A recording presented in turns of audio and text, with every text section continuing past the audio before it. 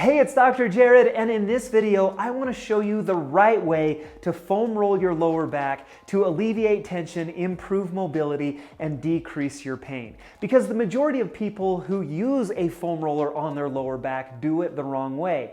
They lay it down and then they lay their lower back or their lumbar vertebrae directly on top of the foam roller and then roll up and down. First of all, this puts a ton of pressure on your lower back, which probably isn't the best thing for it. And then second of all, you have to hold this sustained crunch position. Your abs and your core are active, which goes against trying to promote relaxation in those muscles. So honestly, if we're going to foam roll your lower back, the best way to do it is to treat the area directly above and the area directly below with the foam roller. I'm going to show you how to do it, and we're going to do it right now. Now, personally, my favorite foam roller is a medium density foam roller that's 6 inches in diameter and 36 inches in length. I've got this one linked in the description to this video if you're interested in checking it out. We're going to start with a top-down approach. We're going to mobilize our thoracic spine or our upper back first. How you're going to do that is lay down on top of your foam roller with that foam roller kind of between your shoulder blades. Now I'm going to gently clasp behind my head, lift my hips up towards the ceiling, and then very slowly just move up and down through the upper back. I got 1 or 2 pops out of that. Totally normal if that happens. That's just tension decreasing in those joint spaces.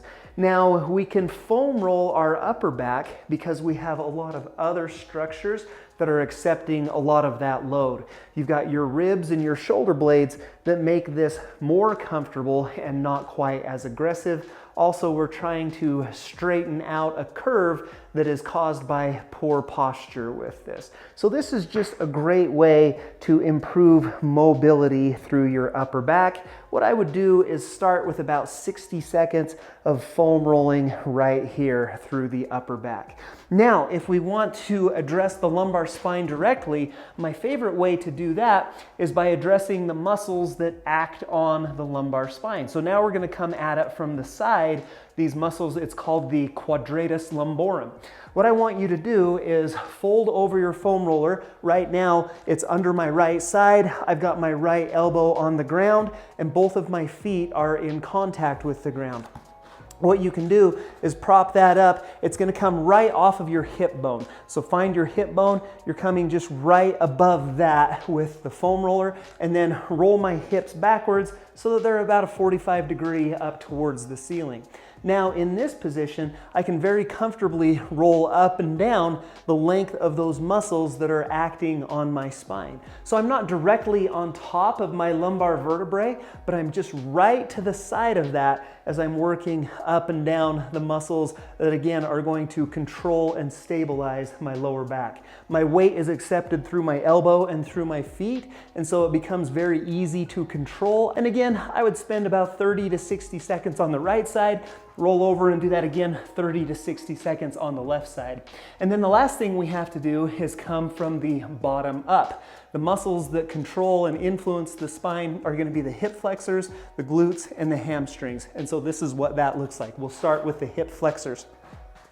I'm going to move the foam roller towards you a little bit, and I'm going to use just the very edge of the foam roller on that hip flexor. I'm going to start with my left side. And so you're going to lay down right on the front of your hip. I'm on my elbows and I'm on my toes. And then in this position, I can just move up and down. I'm going from basically the top of my hip down to about midway down my quad is going to get as much of that hip flexor as we have access to. And again, just nice and comfortable, nice and slow. I would spend about 30 to 60 seconds right here. Your iliopsoas muscle, one of your hip flexors, actually has attachments up on your lower back. And so when we promote relaxation in this spot, it's a great way to decrease the pull and decrease the tension on your lower back. And so this is a great way to do that, great way to foam roll that area, that hip flexor out. 30 to 60 seconds on the left, and then I would do 30 to 60 seconds on the right. And then we're going to get into the glutes. So the glutes also have attachment on the hip, and they kind of basically influence the base that your lower back sits on top of. And so with the glutes, a couple of ways you can do that. If you're really sore or if it's really tender, this is kind of the easiest way to start right here. Both heels on the ground, both hands on the ground, and you can just roll the glutes out this way. Most people are tolerant to even a little more pressure. So if I kind of bend my left leg and roll over onto my right hip a little bit more, that's gonna focus more of that pressure down through that right glute to then foam roll that area to make that a little more effective. If you're looking for my personal favorite way to do this, what we can do is actually put the glute and the piriformis on stretch by crossing that right leg up and over the left knee. And now as I foam roll in that position, that one feels, I don't know, the best to me. That gets in there, that's kind of the deepest version of this. Also the best at promoting relaxation in those areas. And so if that's the way that you choose, 30 to 60 seconds on the right, and then 30 to 60 seconds on the left. And then the last muscle that I like to do is the hamstrings, which come up and they have attachment on the back of the hip, which again affects the platform that the back is built on. And so if we have tight hamstrings, this is a great way to decrease tension there. Looks very similar. What I like to do is just one at a time. I've got my right hand back behind me. I've got my right leg out straight, and then I'm just gonna roll up and down the length of the hamstring muscle, which sits on the back of my leg. And so up and down just like that. If you are a little stronger, if you want a little more pressure, what you can do is get back here on both hands and then cross one leg over the other. That adds a little more pressure on top of the hamstring, makes the rolling a little more effective, but also requires a little more core strength to do that. And so if you're just doing one hamstring at a time, this is the position right here. 30 to 60 seconds on the right and 30 to 60 seconds on the left. And that's going to hit all the major muscles that act on your lower back.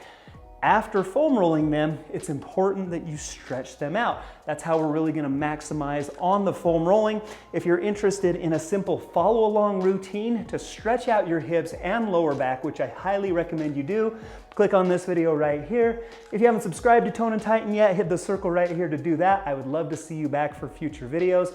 Hope this helps, hope you feel better, and I hope to see you again soon.